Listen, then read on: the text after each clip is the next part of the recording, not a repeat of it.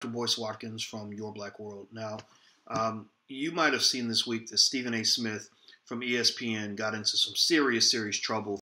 It's about domestic violence, basically insinuating that that men can be provoked into violence, and that it's unacceptable to for a woman to say and do things that might provoke the man into violence. And I thought that was an interesting commentary.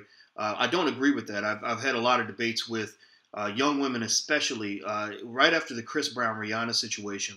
I talked to some young women that I mentor who are about between the ages of maybe 18 and 22. So they love Chris Brown and wanted to let him just get away with whatever. And my position was, and maybe I'm old school on this, my position is that a man should never hit a woman no matter what, unless she really does something that causes him to have to use physical aggression to get out of that situation. And their position was, well, no, if a woman hits a man, she should expect to get hit back. And so they were pushing on this, and I was sort of pushing for the more gentlemanly approach, which says that, okay, yeah, even if you've been hit, even if you're physically stronger, a sign of a real man is to have the ability to deal with the situation in a way that doesn't lead you to do something that really reflects a very cowardly reaction to what's happened to you. Now, that does not mean that people can't be provoked. But the thing is, people get provoked to do a lot of things. In fact, just this week, I was talking to some people in grave detail about the situation with Michelle Alexander. I'm sorry, not Michelle Alexander. No, not Michelle Alexander. Marissa Alexander down in Florida, who a lot of people said that she was going to prison for firing a warning shot at her abusive husband.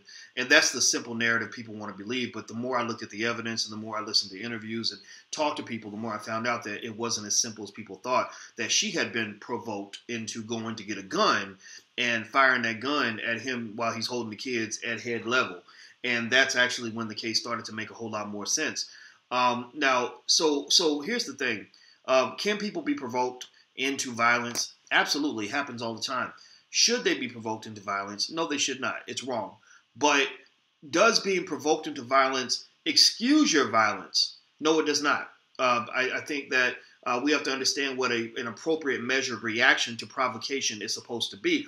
If you call me an asshole, I should call you an asshole back, or maybe even something worse. But I don't have the right to punch you in the face, right? So we know domestic violence is wrong. We know domestic violence is off. But here's another interesting take on Stephen A. When Stephen A. made that remark about domestic violence, I knew instantly that he was going to be bowing down and apologizing within 2 or 3 days. I knew instantly that was going to happen. And here's the thing.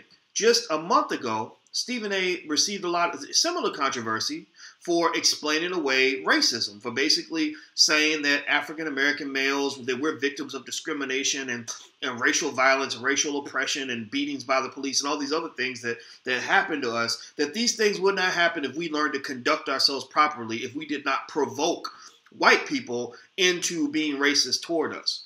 Right? And I remember there were a lot of people who were outraged and said, this is unacceptable. Stephen A., you can't say this, man. ESPN, you shouldn't allow this kind of conversation to really happen in this way. But yet they embraced the debate, and they had Michael Eric Dyson on debating with Stephen A. And it's like, so Stephen A's allowed pages and give these long soliloquies on what's wrong with black men and why we provoke white people into treating us like we're second-class citizens, like we're dogs, like we're slaves, whatever. But yet, when you get into this area of feminism, Stephen A. gets his balls chopped off on national TV. They make him look like a little boy. I'm sorry, Stephen A. You know, you're honest when you talk. I'm honest when I talk. And I've been on Stephen A.'s show a lot. I was on his, Quite Frankly show several times. And I respect Stephen A. When I met him in person, I really like this guy. But it's kind of interesting how the politics shift when you get away from talking about black male issues to white, female, liberal, feminine issues, where there is no room for the other side of the conversation. You're not going to have a say. It's either apologize, Negro, or you will be fired.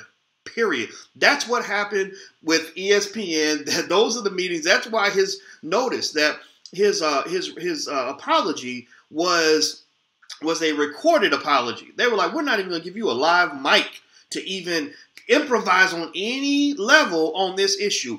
They didn't continue a follow-up conversation like they said that they would. They didn't do any of that. They jumped right to a conversation about LeBron James and all this other stuff. Because they said, look, we need to get away from this issue as fast as we can. We need to get Stephen A., get this boy in line. And I emphasize the word boy because, unfortunately, when you're working for white folks, sometimes they remind you that they're in control, that you're not the boss. You have the fame.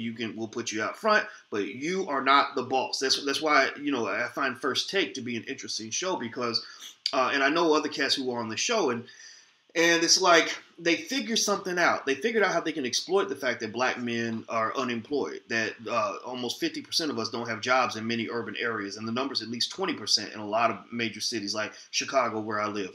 And they said, well, wait a minute, we got all these Negroes sitting at home. They love to talk about sports. I mean, they become rocket scientists when it comes to analyzing sports, even though a lot of these guys, say that they don't have much education or don't want to learn other things. I don't know. I mean, it drives me crazy when I see brothers who are just these brilliant analysts on sports, but don't apply that analytical ability to everything they do. But that's another conversation for another day.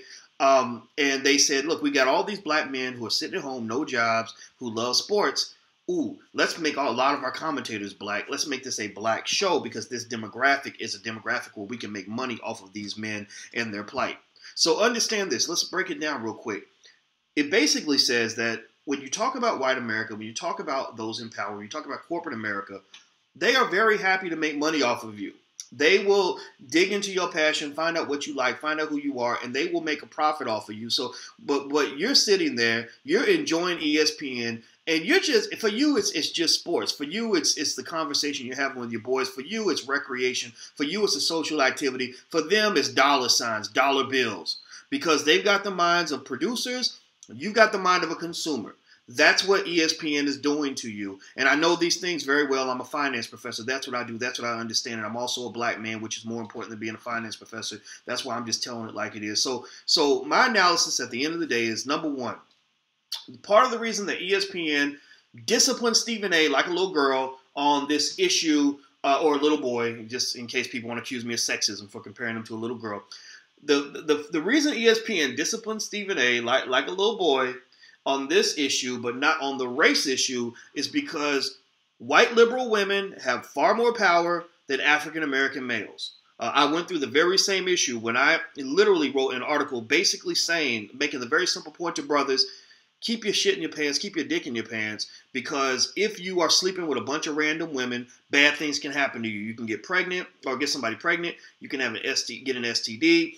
Someone can falsely accuse you of rape, and if you're a black man and you get one false accusation, your life is over in most cases. A jury is not going to acquit you most of the time. You're going to be facing crazy time if you don't take the plea bargain. So most brothers plea out. They end up going to prison for things they did not do. When I made that simple point, I had feminists from everywhere coming in like an avalanche saying that these false accusations don't happen. It's so rare that it's not worth talking about. By even bringing it up, the conversation, boys, you're making it harder for true victims to speak up. And I said, I didn't do any of that. I'm speaking up for black men, something that you, especially if you are another black person, what the hell is wrong with you? I have black men telling me that this issue did not matter, and it drove me crazy because I said, so what you're effectively saying is that the plight of all these black men who are being persecuted matters less than what's happening to women. No, I reject that entirely. So here's what we got to understand is that you see this beautiful experiment played out in real life, where a man who literally made insulting remarks about black people a month ago is given a pass. He's pushed to have this debate. They're told that it's not a big deal. But then a month later, he makes equally controversial remarks about women, and suddenly it's this rehearsed little apology where I am so sorry, and there is no excuse for anything that I said, and I have nothing else to say about that because I want to keep my damn job. No. I mean, okay, Stephen A. works for ESPN. He's got to keep his job. He's not going to tell you this. But I can guarantee you this, that if he and I were having a private conversation, he would understand and agree with 95% of everything that I'm saying right now. I can tell you that. And I know a lot of the guys that do jobs like Stephen A. does. And one thing they understand is that you can disrespect black people all day. You can disrespect black women all day. Look at what the rappers are saying about you women. If you're dancing to that stuff, you need to think twice about that. We can disrespect black people forever, but if we touch the issue that relates to, say, feminism and piss off white liberal women, we're going to lose our jobs. If we disrespect white people, we're going to lose our jobs. If we disrespect Jewish people, we will lose our jobs. Remember, here's another good example. Remember on First Take, Rob Parker made a remark about RG3, the quarterback for the Washington Redskins, because he had a white wife, and said he wondered if he's a cornball brother or a real brother. Now, was that the best remark to make? Probably not. I mean, you really didn't have to really say all that, but why not embrace the debate? Why not let them talk it out? Well, because RG3 is loved by white people, period. And Rob Parker's remarks, which would have probably been okay if he were on a black network, if he were with Your Black World, or if he were with BET or something, or not that we compare ourselves to BET, just so you know, we don't like BET, or I don't like, excuse me, I don't like BET. But, you know, at the end of the day, would his remarks have gotten him fired from most networks if they were run by black people? No. But ESPN, it's like there are certain sacred cows that you do not touch. And that's generally true for a lot of white media, white universities, stuff like that. It's not just ESPN that's doing this, but effectively, this sort of shows you how you as a black person are incredibly disrespected by the world, by media. It shows you that there are some areas where there is no debate, or some areas where the liberty, pursuit of happiness, protection, and freedom of certain groups of people are valued far more than those of other groups of people. And there's no greater disparity in America when it comes to who gets the most protection between a white female and a black man. A white woman, the worst thing a black man can do all throughout American history, it's not just true now, it's been true for 500 years. The worst thing that a black man can do in America is harm a white woman. If he harms a white woman verbally, physically, or otherwise, he will probably be sent to prison. He will probably have his life destroyed. When Stephen A. made that remark, he was harming white women, saying something they did not want to hear, and that's why they hung his ass out to dry and made him look like a little boy. So I'm not, I still respect Stephen A. I still wish him the best. I'm glad he's getting that money. But understand that just like the rapper Immortal Technique always says to these idiotic rappers who some of whom, not all of them are idiotic, but some of them, just cooning for the money. He says, look, all money is not good money. So when you go out into this world and you're deciding who to take money from, and I'm saying this again as a finance professor, I understand the power of money probably better than 99.9% of the people I've ever met. When you take money from somebody, understand what comes with that money. Understand that to some extent you are enlisting yourself into an army that they control, that promotes their agenda, not your agenda, that's going to elevate their people and not your people, that's going to push forward their cause and not your cause. And that's why I advocate so strongly for black economic freedom, because this is not just an economic thing. This is something that affects the core of our soul. So excuse me for my rawness. I always have to apologize when I cuss, but it would be stupid for me to say I'm not going to do it again, because I cuss all the time anyway, because I don't think words like that really matter that much one way or the other. That's just who I am. It's real. It's just Boyce. So anyway, take care. I'm Dr. Boyce Watkins. You can follow us more at, if you want to check me out, go to BoyceWatkins.com or FinancialJuneteenth.com. That's where we talk about concepts like this every day. And once again, Stephen A., if you see this, brother, there's no disrespect, but we do have to reattach your testicles now, because I think that you have been clowned a little bit on this issue. So let's keep it moving. I'm Dr. Boyce Watkins. Please take care. God bless, and have a wonderful day. I'm gone. Peace.